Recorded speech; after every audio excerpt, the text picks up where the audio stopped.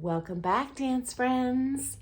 Today is a part 2 in a little mini series we're doing on how you can learn faster, okay?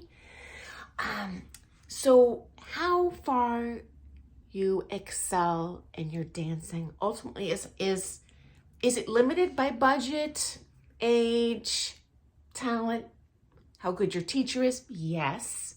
But it's even more limited, guys, by how fast you retain the information that you learn. Okay?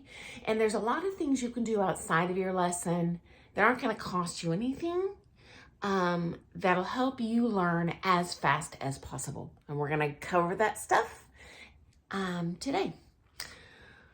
The brain encodes dance memory in many anatomical parts of the brain, not just one, okay?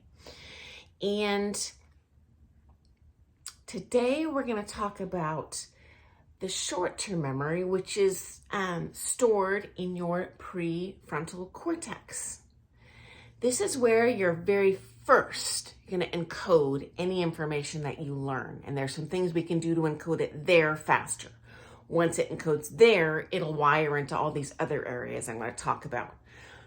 Firstly, let's look at where the prefrontal cortex is. I'm going to give you a little screenshot of a diagram I made. Okay, so let's take a peek at that. It's the area in front of the little turquoise area. There's an arrow pointing to it. Here you go.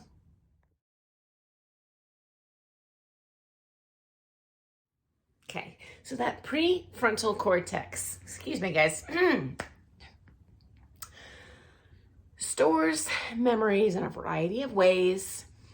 It does it through word and visual associations, meaning things I have heard about in the past, things I have seen in the past, things I have done in the past. It's an associative aspect to it, okay? It learns fastest through repetition.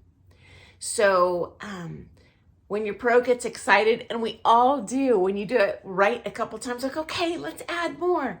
It actually will benefit you if you say, hey, give me a sec here. Let me just do that a few more times, okay? It also learns through writing and reading. So we never do this in our lessons, but if you want to encode it here faster, you know what?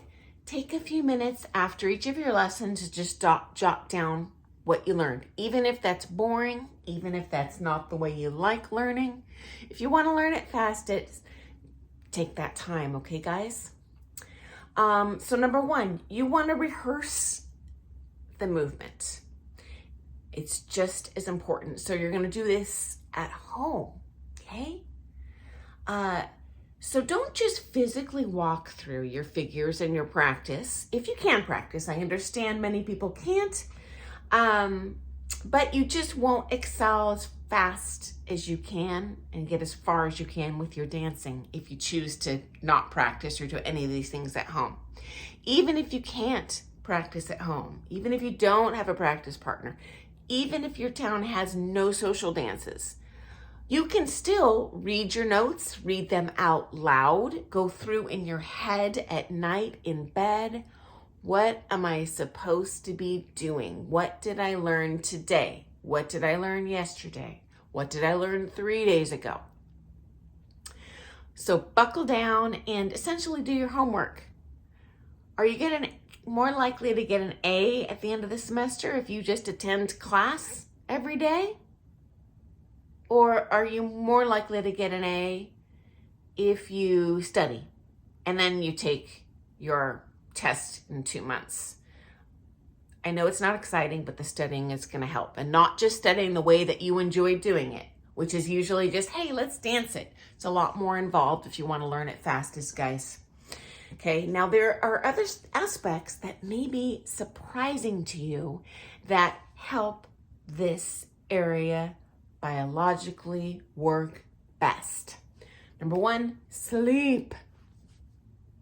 Number 2, listen to music, even if it's just when you're in the car driving. Number 3, exercise. Depending on how much you dance as a dancer, you might already be doing that. But what if you only can afford 2 lessons a week? You probably should be exercising outside of that, guys, okay? Next, lower stress. We can't always control all the drama that can go on at work and your family, but even if you do meditation, yoga, it's going to increase. It's empirically proven to increase the rate at which you can store things in your memory. And right now we're focused on that short-term memory, okay, guys? Next up, again, as a pro, I get really excited. I already know your sweet spot and how you learn easiest. So it's really easy for me to teach it to you. I see it, do it a couple times. Hey, let's move on. When your pro neglects to do that, which we all do, we get excited. Say, hey, would you mind repeating that one more time? Let's do it in shadow position. Let me watch you do my part. Can you describe it to me in words? Can I feel it with you? You're actually going to encode it much faster if you get multiple feedback mechanisms, even if you don't necessarily enjoy all those feedback mechanisms. I find most students just kind of like to feel it and roll with it. Unfortunately, you're not going to remember it as fast. Now, if you have social dance goals and you don't care how you compete and how your results are in competition, hey, by all means, just learn in the lesson the way that's enjoyable to you. But if you're kind of aiming to be the most beautiful dancer on the floor, the highest level of competitor on that silver comp floor, if you want to win, if you want to be the best feeling dancer on the floor, it's actually going to benefit you to hear the words, to repeat the words, to write it down. And so just ask your pro. 99.99999% chance that they can give you that feedback, describe that figure in all those different ways, okay? Next up, when you do move on to a figure, because often we hit on many concepts in one private lesson, just focus on one thing at a time. Your short-term memory only lasts 20 to 30 seconds, folks. We are not machines, we're human beings. So you're gonna be wasting your time if you're like, well, we were just working on such and such, and now I'm gonna do that, and I'm gonna add what I just learned.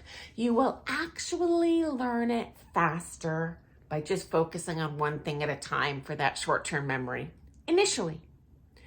Once each of those things becomes long-term memory, you'll actually be able to multitask and do them all at once, okay? And certainly if you're just relying on that short-term memory, learn a new figure, learn a new technique, learn a new dance. 20 to 30 seconds of short-term memory is not going to make you win that comp, guys. It won't get you through one social dance. It's not going to work. Okay, next strategy. Repeat in the lesson. So even if you get it that one time where I'm going to show you how I'm doing it solo, and then you do it once and you do it right, go ahead and buckle down, do it a few more times for your pro. Did it feel good once? Yeah, do it a few more times. Did they describe it in words? Yeah, describe it in words again a few more times. That repetition is going to help you out in terms of remembering what they taught you. Next, start with the bronze figures. Many dancers, especially early on in their dance career, they're so eager to learn all that fancy stuff. Even open level competitors have a weakness for looking on YouTube at some figure that looks amazing on a dancer that has 10 times their experience and skill level. Let's do that pattern. Let's do that choreography. Bad idea, guys. All of these syllabus figures and ultimately open figures are based on the bronze, okay? So if you learn bad long-term muscle memory at first, say you go in and you learn a bajillion figures, okay, you're gonna end up spending literally 10 times as long unlearning bad long-term muscle memory than you were if you would have taken the time to buckle down and learn it correctly first short, then memorize it correctly in the long, and then adding on. And until you have that all rolling in your short-term memory, unless you just want to be kind of a figure hound and drag people through the floor or hang on your partner, you really do want to learn the bronze. So for example, I've had this was years ago now, not any of my current students, a couple that was not ready for this figure. They saw another couple. They were competing in open, but they saw another couple on the floor doing tipsies and promenade, where they're tearing her down the floor in quick step. Sonny, we really want to add this to our routine. Yeah, okay. It's not really going to serve you well, but if you want to do it, we can. I would recommend doing these other figures first, but they really wanted to do this pattern because it looked cool on someone else who has better long-term memory on these techniques. Well, the tipsy and promenade is an open variation on the tipsy in gold syllabus. Before you learn that gold syllabus tipsy, you need to master the tipple chassés in bronze and silver. Tipple to the right, tipple to the left. Before you delve into the tipple chassés, you need to fully master the bronze progressive chassé and progressive chassé to right, because those tipple chassés are based on those figures. So it's really a building block for building a firm foundation in your house, friends. So in a nutshell, get your bronze routines amazing. Before you move on to the silver, the gold, the open, it will serve you long term. If you want to win in competition, if you want to look gorgeous, if you want to feel like an amazing leader, follow, that's going to play in your favor, friends.